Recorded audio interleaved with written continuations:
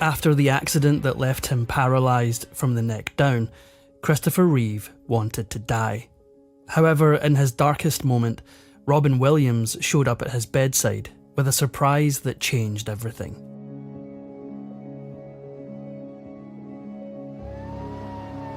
Born in New York City in 1952, Christopher Reeve was only 4 years old when life threw him his first curveball. His parents decided to go their separate ways, and Chris moved with his mum and younger brother to Princeton, New Jersey. As such, his relationship with his father suffered. He was only 9 years old when he acted in his first amateur production. After interning at a theatre festival a few years later, he knew this was what he wanted to do for the rest of his life. At Cornell University, he became a standout star in the theatre department. There, he caught the eye of a New York agent who recognised his burgeoning talent. With this kind of attention, the aspiring actor fought the urge to ditch school completely. Luckily, the interested agent offered him a sage piece of advice that changed his life forever. He convinced Reeve to stick with his studies and pursue theatre in his spare time. From then on, he dedicated every summer to professional theatrical productions.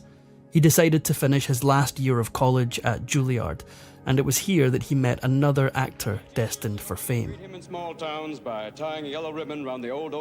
Reeve was one of 2 people selected for Juilliard's advanced programme. The second was Robin Williams. The pair became close friends in college and stayed in touch after their time at Juilliard was over. Reeve felt excited to begin his professional life and immediately started auditioning for Broadway. He was a natural-born performer, and his undeniable charisma brought him to the attention of Katharine Hepburn. This Hollywood legend went on to cast him for the role of her grandson on Broadway's A Matter of Gravity. But that wasn't the only thing she did for him. Reeve didn't want to miss any opportunity to do the work he loved, so when CBS offered him a role in the soap opera Love of Life, he had to accept it. Hepburn stepped in to help him work out a schedule so that he could manage both the Broadway show and the TV show. But as exciting as all this new work undoubtedly was, it also came at a high price. His hectic schedule meant he was constantly on the move, and he started living on candy bars and coffee. During his first night on stage, he collapsed after his opening dialogue. Reeve continued his Broadway run for a full year. Hepburn enjoyed his company, and the two got along so well that people began to wonder if their relationship was more than just platonic. He bid farewell to her a year later, but this was only the beginning of a brand new chapter. Little did he know he was about to get the opportunity of a lifetime.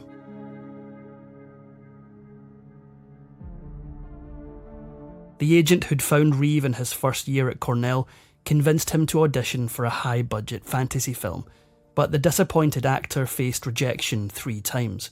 The producers kept throwing out his resume and picture until the casting director intervened and asked them to meet him at least once before making a decision.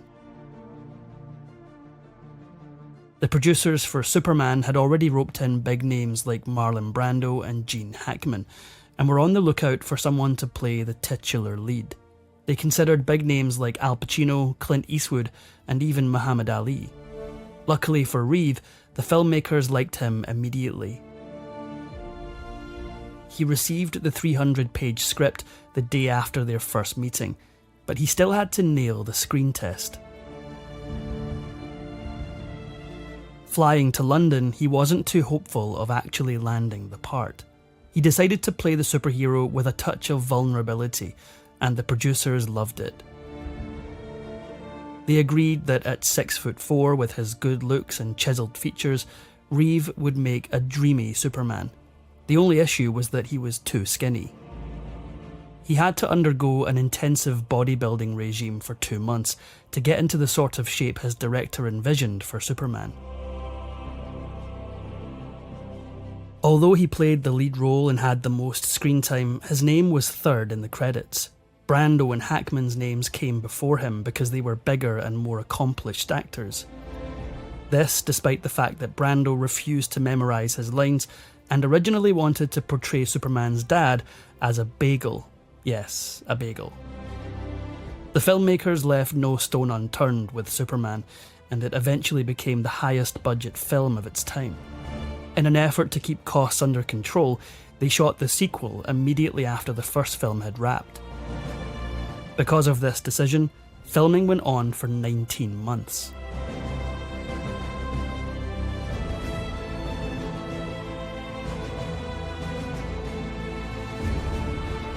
After becoming a star, Reeve wanted to give back as much as he could.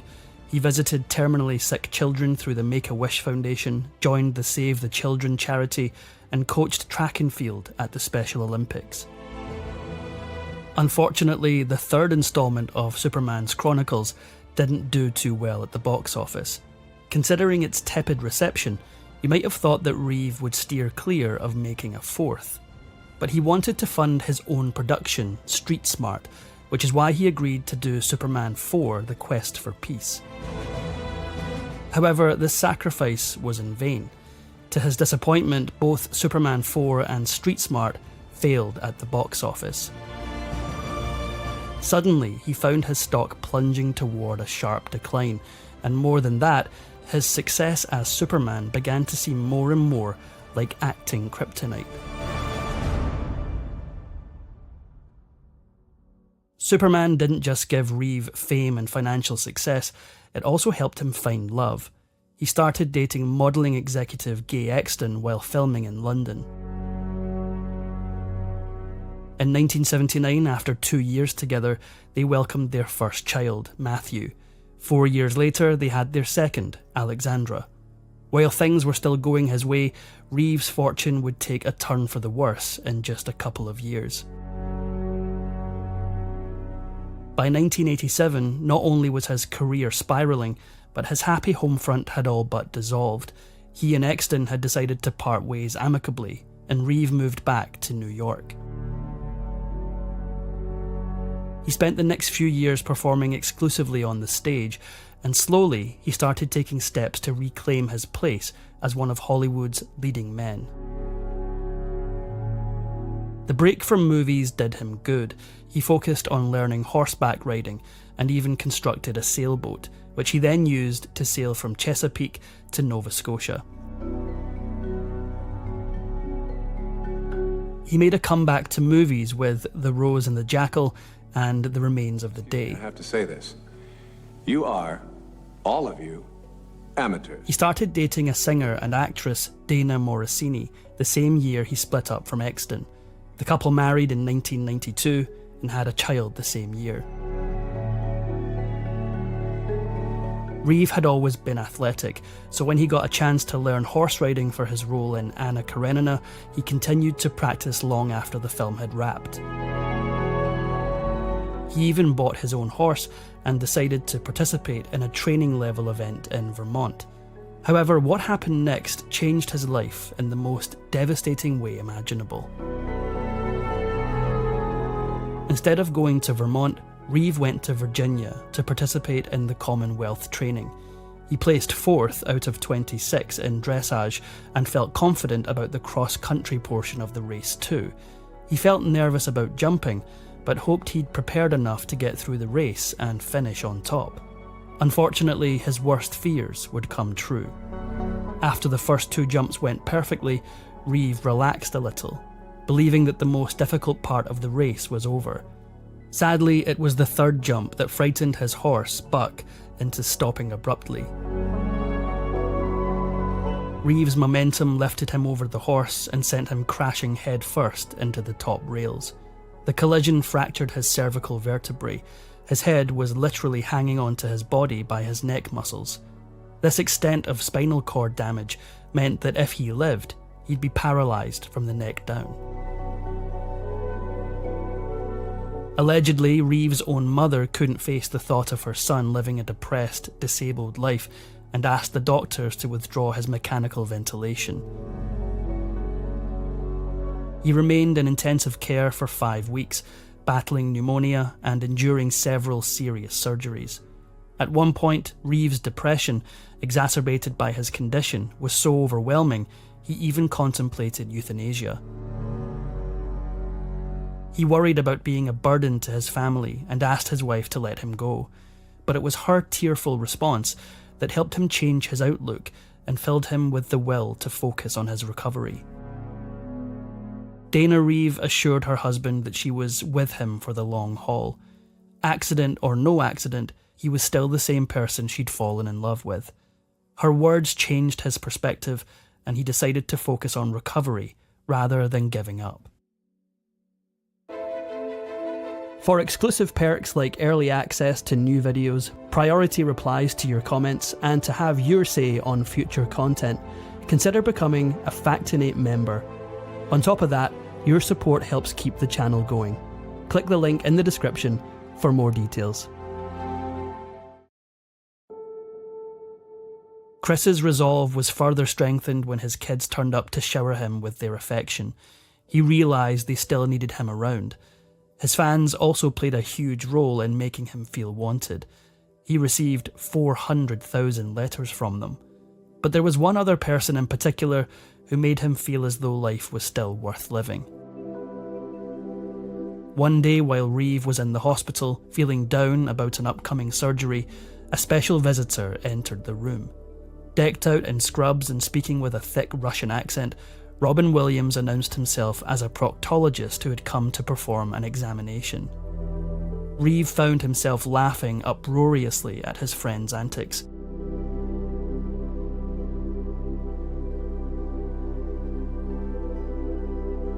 Williams's devotion to his old friend went above and beyond. He often attended Reeve's fundraisers and charity events, and even dedicated his Lifetime Golden Globe Award to his memory. Chris Reeve, I miss you, and I also say, may flights of angels sing thee to thy rest, sweet prince. Good night. Above all, it was love like this that boosted Reeve's morale during his darkest moments.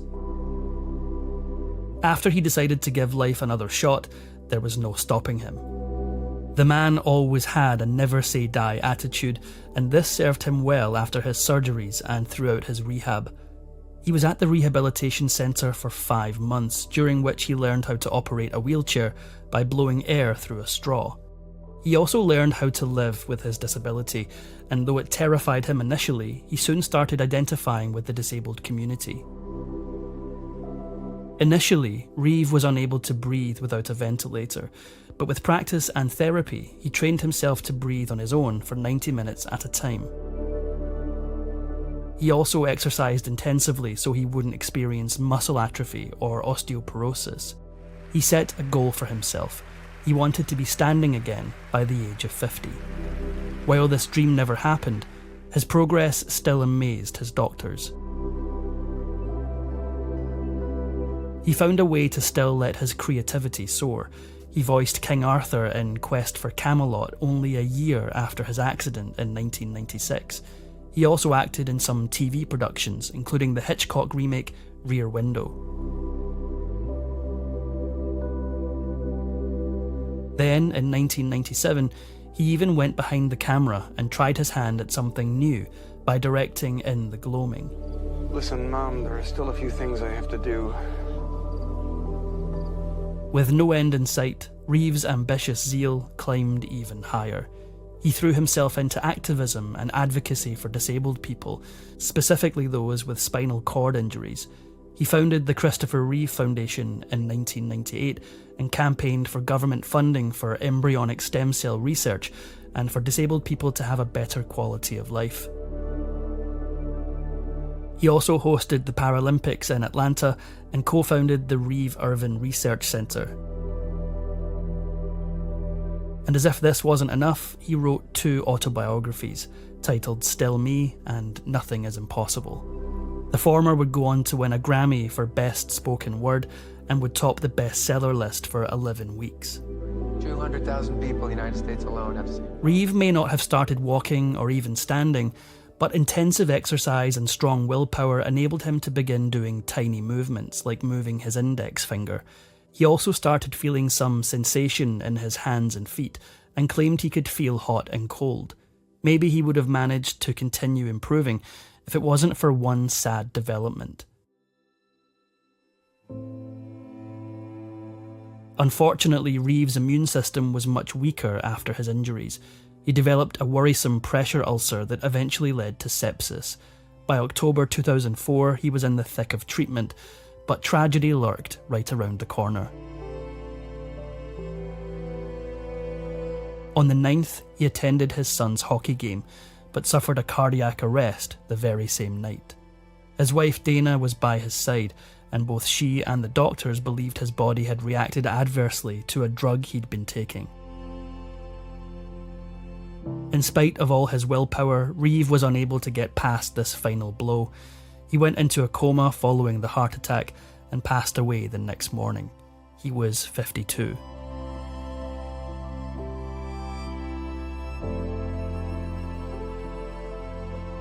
He was cremated and his ashes scattered at the cemetery. Juilliard held a memorial service for him too, with Robin Williams, Glenn Close and Meryl Streep as speakers. You are new Man of Steel. Oh, thank you. After Chris's death, Dana stepped up to head the Christopher Reeve Foundation. But sadly, in another tragic twist of fate, Dana discovered she had lung cancer even though she'd never smoked a day in her life. She died not even 2 years after her husband in March 2006. Reeve's children have since taken charge of their parents' foundation.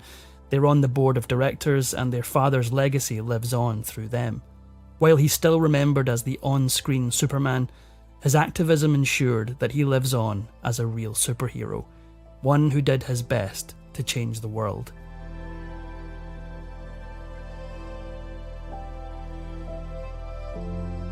If you enjoyed this Factinate video, give it a thumbs up and subscribe for more incredible stories. If you want a say in who we cover next, join our membership program through the link in the description for exclusive perks. Your support means everything to us. Thanks for watching, and we'll see you in the next one.